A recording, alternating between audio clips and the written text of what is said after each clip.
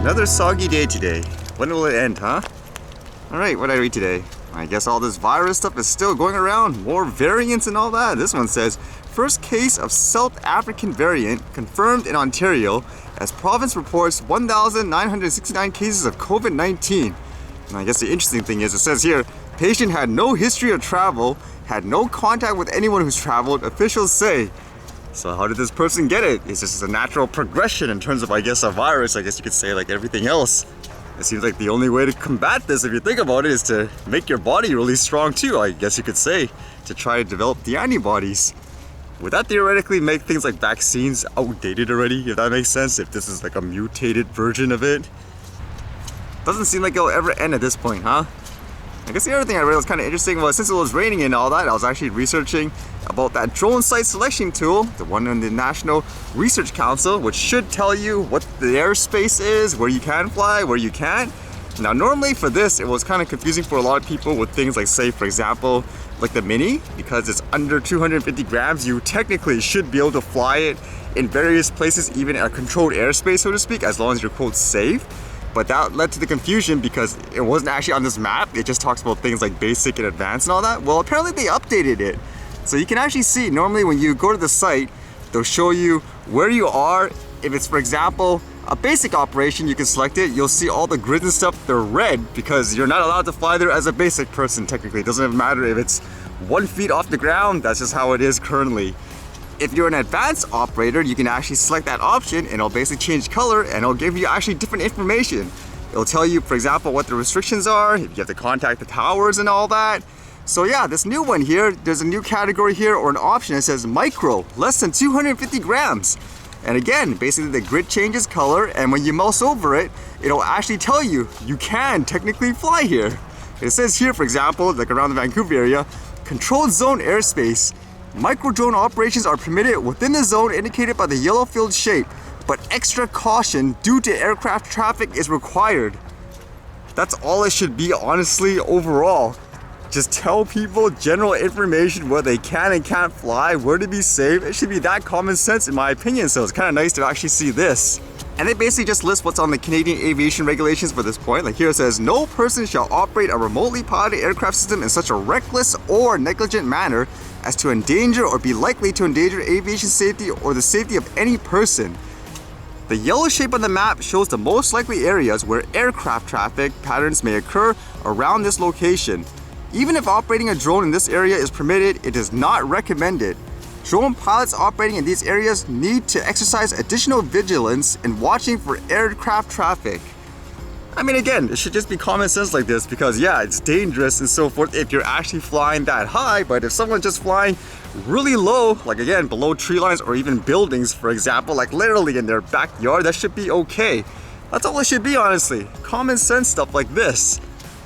So it makes me wonder if this will actually help overall to encourage people to fly in a quote safe way.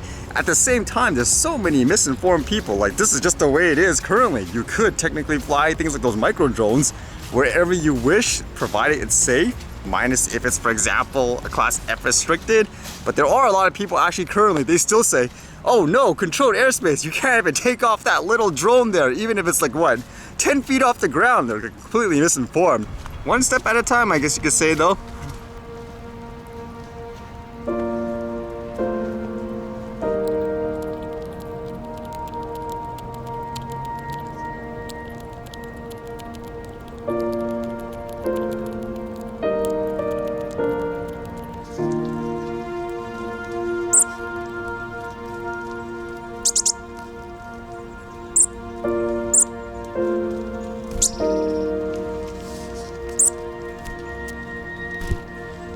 We can talk to birds now too, I guess.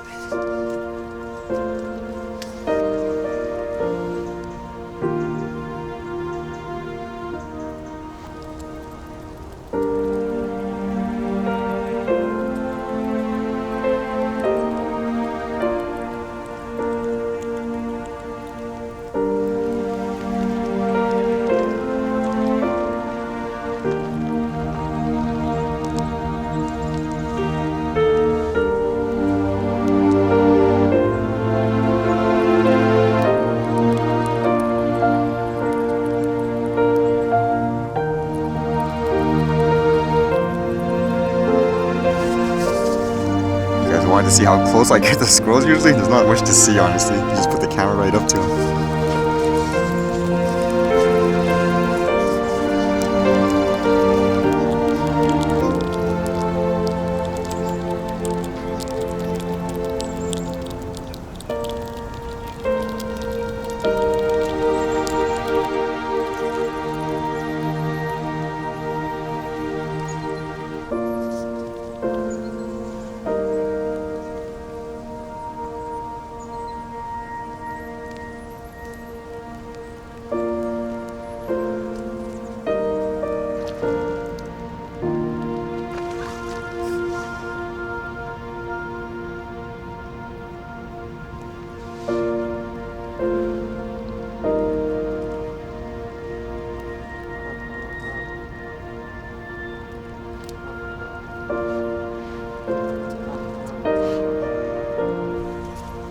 Alright, looks like there's no find today. I guess it's time for the archive.